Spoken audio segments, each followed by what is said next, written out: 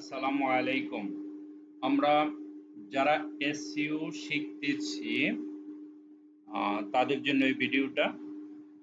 Digital marketing এ SEO part আমরা শুরু করছি অলরেডি। আর আমাদের সিলেবাসটা এরকম।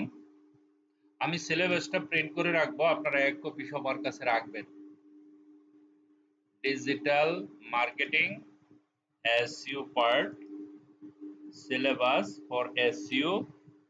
এখানে সর্বপ্রথম create a website and install SEO related plugin. আমার ধারণা সবার একটা করে ওয়েবসাইট আছে, হতে পারে সেটা ওয়ার্ডপ্রেসের, হতে পারে সেটা কোডিং এর, হতে পারে প্রোগ্রামের। ধরে নিলাম আছে। আপনার ওয়েবসাইটে এসইও রিলেটেড একটা প্লাগইন ইনস্টল করে নেবেন। অনেক প্লাগইন আছে, আপনি ইনস্টল করে নেবেন, এটা আপনাদের কাজ। আমি দেখাই দিচ্ছি কিভাবে সেটা এবং কোন প্লাগইনটা ইনস্টল করবেন। আমি একটু আপনাকে দেখাই দেই, আপনি সেটা করে নিন, ঠিক আছে? প্লিজ আমার ওয়েবসাইটের এই জায়গাতে যাবেন, এই যে প্লাগইন আছে না, এই প্লাগইনে ক্লিক করবেন। প্লাগইনে ক্লিক করার পরে এই যে সার্চ আছে, সার্চ প্লাগইন, ঠিক আছে? দেখেন এই যে অ্যাড, এখানে লেখা আছে না add new plugin. Add new plugin, add new প্লাগইনে গিয়ে এখানে লিখবেন YOAST। দেখেন এটা লেখার সাথে সাথে ওয়েস্ট এসইও ইনস্টল নাও এটাতে ক্লিক করবেন। এখানে ক্লিক করার পরে ইনস্টলড। এখন আপনি কি করবেন, সেটা অ্যাক্টিভেট করবেন। এই যে যখন আপনি অ্যাক্টিভেট করবেন তখন আপনি দেখবেন যে আপনার ওয়েবসাইটে সেই প্লাগইনটা ইনস্টল হয়ে গেছে। You have successfully install Yoast SEO. তো আপনার ওয়েবসাইটে এটা প্রথম কাজ, আপনি ইনস্টল করে নেবেন, ঠিক আছে? আরো আছে, অনেক আছে, তো এটাই সহজ, এটা ফ্রি। আমরা যখন প্লাগইনে যাব, দেখেন প্লাগইনে গিয়ে ইনস্টল প্লাগইনে ক্লিক করব। ইনস্টল প্লাগইনে ক্লিক করার সাথে সাথে, ঠিক আছে, দেখেন এখানে যোগ হয়েছে কিনা, যদি হয়ে থাকে তাহলে আপনি পারফেক্ট। ইউএসড গেট প্রিমিয়াম দরকার নাই, আমরা ফ্রিতেই থাকি, ঠিক আছে? এই যে প্লাগইনটা ইনস্টল হয়ে গেছে, কারণ এটা দিয়ে আমাদের অনেক কাজ আছে। এসইও শিখতে গেলে আমাদের এখানে আসতে হবে, কিভাবে সেট করতে হয়, অনেক ব্যাপার স্যাপার আছে, সেগুলি জানতে হবে, ঠিক আছে? তো আমরা ওয়েবসাইটে যদি যাই, আমাদের ভিজিট ওয়েবসাইট, আমরা এখানে গেলাম। এইরকম একটা ওয়েবসাইট সবার কিন্তু থাকতে হবে, ঠিক আছে? এটা যেন মনে থাকে। এই যে ওয়েবসাইটটা, আমি পুরো ইউআরএলটা যদি রাইট ক্লিক কপি, আমি যদি গুগল ক্রোমে ওপেন করি, এখানে যাই, যাওয়ার পরে ধরেন আমি এখানে ইউআরএলটা দেওয়ার সাথে সাথে আমার ওয়েবসাইটটা ওপেন হয়ে যাবে, ঠিক আছে? ওকে। তো এই যে ওয়েবসাইটটা সিম্পল ওয়ার্ডপ্রেস দিয়ে বানানো, আপনারা সেটা জানেন। আমরা যেহেতু জিসিজেড 25 সময় পাচ্ছি না, তো আপনাদের নিয়েই এরকম একটা জিসিজেড এর একটা ওয়েবসাইট বানাবো, যেটা আপনারা সবাই ওটা থেকে কাজ বা টিউটোরিয়াল গুলি, আমার যত নোট আছে সব এভরিথিং ওই ওয়েবসাইটে থাকবে, ঠিক আছে? আপনারা এগুলি আমরা রিমুভ করে দিব। তো আপনাদের দেখানোর জন্য কিভাবে এসইও প্লাগইন ইনস্টল করতে হয় সেই জিনিসটা আমি দেখালাম, ঠিক আছে? এটাও কিন্তু একটা ওয়েবসাইট। দেখেন হোমে গেলেন, ব্লকে ক্লিক করলে এরকম ওয়েবসাইট তো আপনি যে কোনো সময় বানাইতে পারেন, তাই না?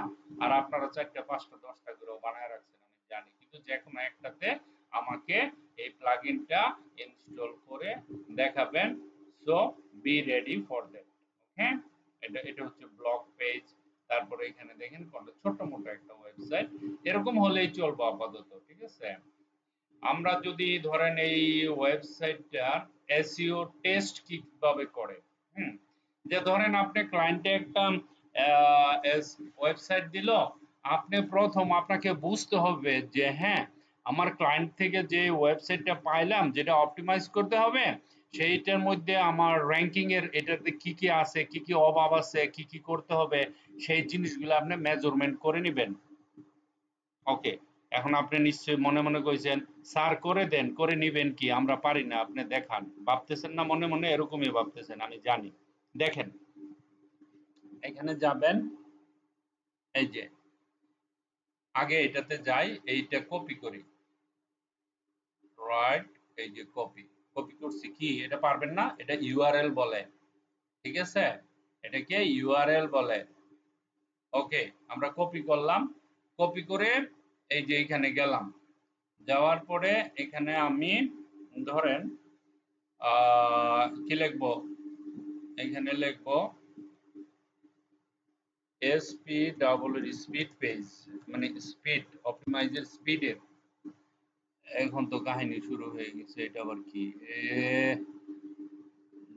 এটা আমি কইরা নেই, পরে আসছি। ওকে, আপনি যখন লিখবেন স্পিড স্পেস, ঠিক আছে, লেখা আছে পেজ স্পিড ইনসাইড, এটার উপরে ক্লিক করবেন, এই যে এটা ক্লিক করার পরে ওই যে আমরা যে ইউআরএলটা নিছিলাম না, এখানে আসবেন, এখানে আসার পরে এটা পেস্ট করে দিবেন, পেস্ট করে অ্যানালাইসিস করবেন।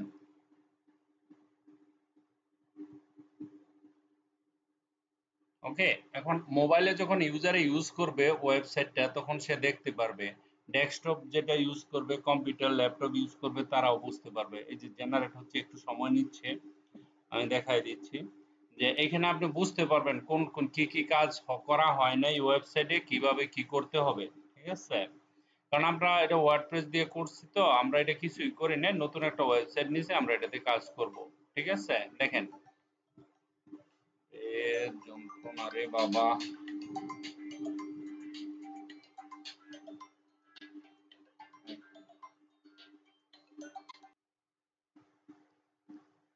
ওকে, দেখেন পারফরম্যান্স 72, তার মানে এটা 100% লাগবে, 90% অ্যাটলিস্ট লাগবে, 95। ঠিক আছে, পারফরম্যান্স, এই ওয়েবসাইটের পারফরম্যান্সের দরকার। তারপরে অ্যাক্সেসিবিলিটি, অর্থাৎ যে কেউ অ্যাক্সেস করতে পারবে, এটা 95%। হ্যাঁ, বেস্ট প্র্যাকটিস, মানে এটার উপর অনেক প্র্যাকটিস করা হয়েছে, 100%। ঠিক আছে, ওয়েবসাইট বানানো, ঠিক আছে, সমস্যা নেই। এসইও হয় নাই, এসইও 54%, তার মানে এটার কোডিং গুলি ঠিকঠাক মতো এসইও করা হয় নাই।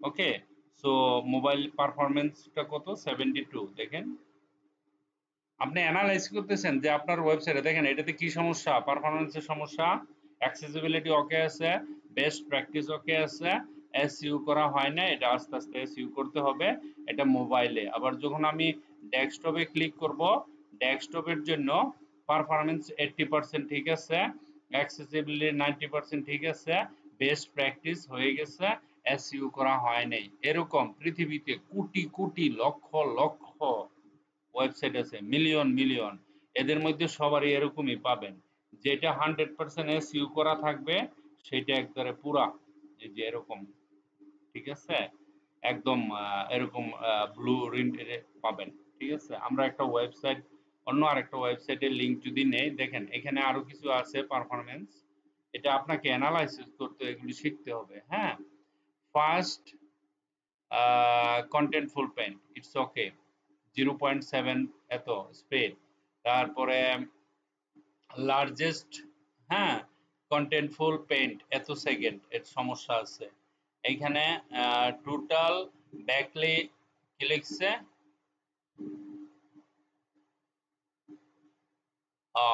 টোটাল বি লকিং টাইম, হ্যাঁ, 0 আছে, স্পিড ইন্ডেক্স পারফেক্ট। ওকে, তারপরে কমুলেটিভ লেআউট শিফট প্রবলেম আছে।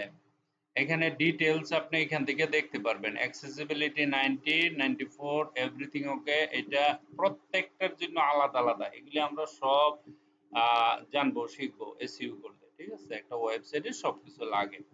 ওকে, সো এটা হলো ডেস্কটপে। আর যখন মোবাইলে ক্লিক করবেন, ঠিক আছে, তাহলে মোবাইলেও দেখতে পারবেন। মোবাইলের টাচের নিচে আসেন, এই দেখেন মোবাইলের সবকিছু আছে এখানে, এভরিথিং এভরিথিং সবকিছু এখানে দেখতে পারবেন। তাহলে কিভাবে দেখতে হয় সেটা বুঝে গেছেন নিশ্চয়ই, তাই না?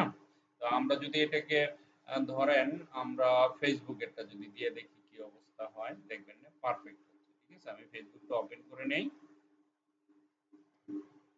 ওকে, দেখেন আমি এখানে ফেসবুকের লিংকটা দিচ্ছি, www.facebook.com, তারপরে দেখেন ফেসবুকের কি অবস্থা, এসইউটা কতটুকু করা আছে দেখেন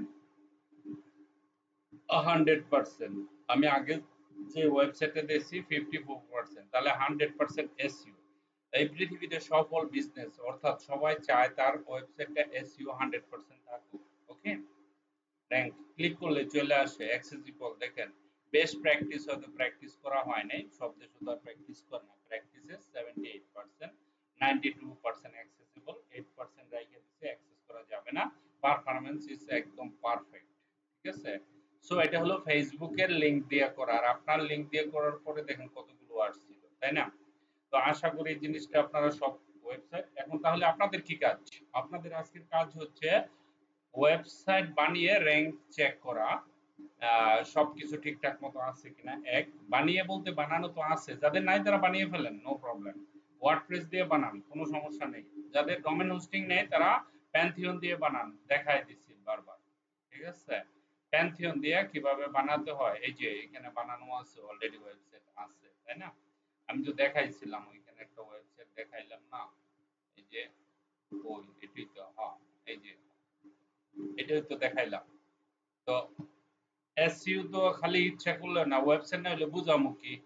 ওয়েবসাইট লাগবে আপনার, হ্যাঁ আপনার ওয়েবসাইট লাগবে, সেটাতে আমরা এসইও বোঝাবো। কারণ আপনার কাজই হলো ওয়েবসাইটের মধ্যে পাবলিকের কাছে ক্লিক করে পাবলিককে সুখ দেওয়া, পাবলিকে যাতে ক্লিক করে পায়। আপনার দিয়ে একটা ওয়েবসাইট অপটিমাইজ করাবে এসইও করানোর পরে, হ্যাঁ ওই যে 100% যখন করে দিবেন তখন আপনাকে কাজ বেশি বেশি দিবে। ঠিক আছে, তো ব্যাপারটা নিশ্চয়ই বুঝতে পারছেন।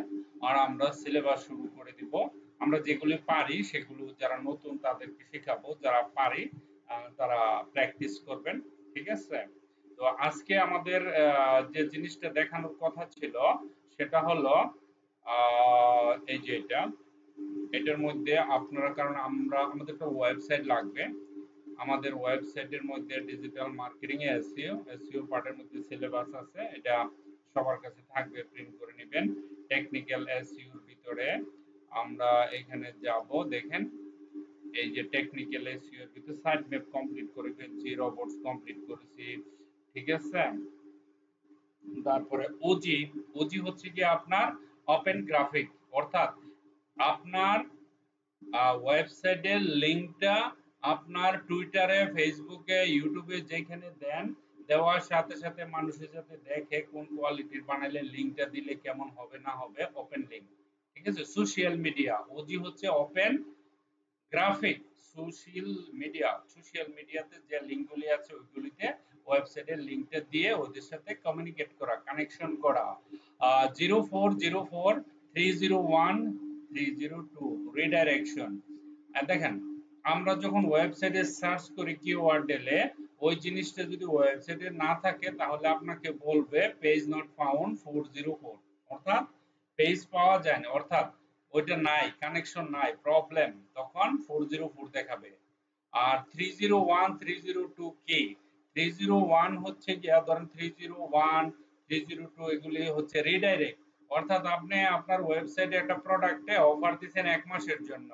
ঠিক আছে, যে এই প্রোডাক্টটা কিনলে আরেকটা ফ্রি 1 মাসের জন্য, তখন 1 মাস হয়ে গেল, তখন তো আর এটা না, তখন কেউ যদি ওই প্রোডাক্টটা ফ্রির জন্য ক্লিক করে তখন দেখাবে রিডাইরেক্ট, মানে আরেকটা পেজে নিয়ে যাবে।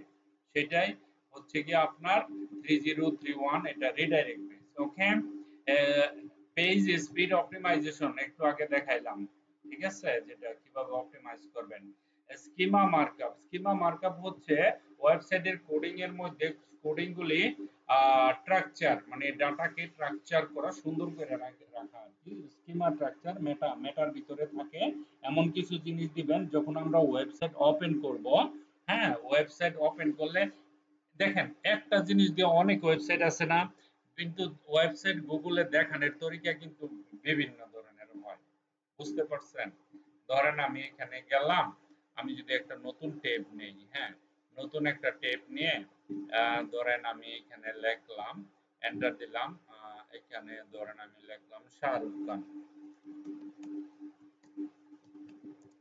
এরকম এরকম কিছু যদি লিখি, দেখেন এখানে শাহরুখ খান লেখার সাথে সাথে ও রিলেটেড অনেক কিছু আছে। হ্যাঁ, তো এখন প্রশ্ন হচ্ছে কাস্টমার কোনটার উপরে ক্লিক করবে, ঠিক আছে?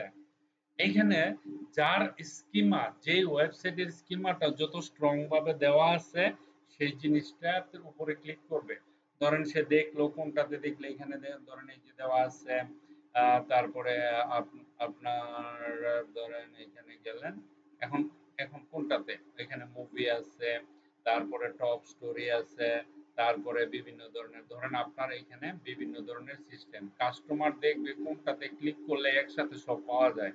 ওয়েল মেইনটেনেন্ট যেটা আছে, ঠিক আছে? এখানে গিয়ে আপনি কোনটা এতটুকু তো টাইনে দেখবে না, দেখার পরে ধরেন এখানে আপনার এটাতে ফার্স্ট র্যাঙ্কে চলে এসেছে, এখানে এটাতে ক্লিক করতে পারে, অথবা দেখা যাচ্ছে না এটাতে ক্লিক করতে পারে, ঠিক আছে? ধরেন এখানে ক্লিক করলো, ক্লিক করার পরে দেখেন মুভি এন্ড মিউজিক, ঠিক আছে? যেটাতে এই যে ধরেন এক এক পেজের মাঝে সবই আছে এটার মধ্যে, ঠিক আছে? ছেলে মেয়ে সব রিলেটিভ আছে এখানে আছে, তারপরে এটা সম্পর্কে এখানে বলা আছে, দেখেন টোটাল আছে।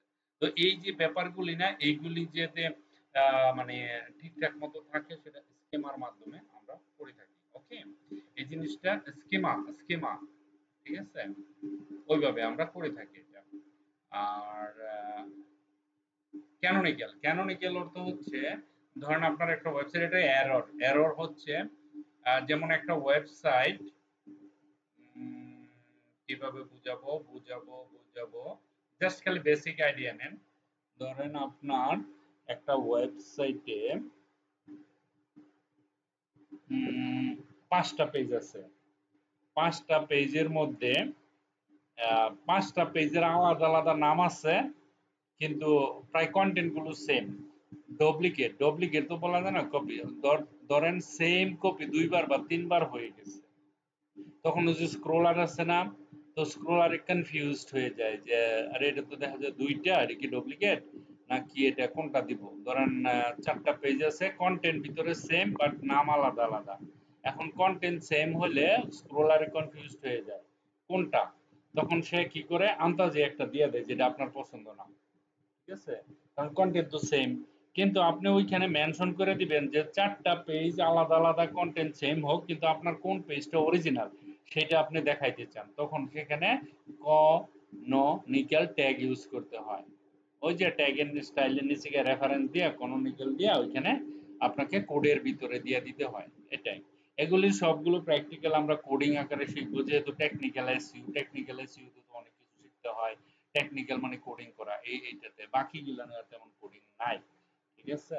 তো আপনাদের কাজটা হচ্ছে যে আমরা তো মোটামুটি যারা এর মধ্যে যে কোনো একটা বুঝেন নাই বা কোনো কনফিউশন আছে, সাইড ম্যাপ আমরা বুঝাচ্ছি কি হয়, রোবট ডট টিএক্সটি বুঝছি, ওইখানে 3টা জিনিস আছে, একটা হলো ইন্ডেক্সিং, তাই না, রেন্ডারিং, তারপরে স্ক্রলিং, এগুলো আমরা অলরেডি আলোচনা করে ফেলেছি গতকালকের ক্লাসে, ঠিক আছে না?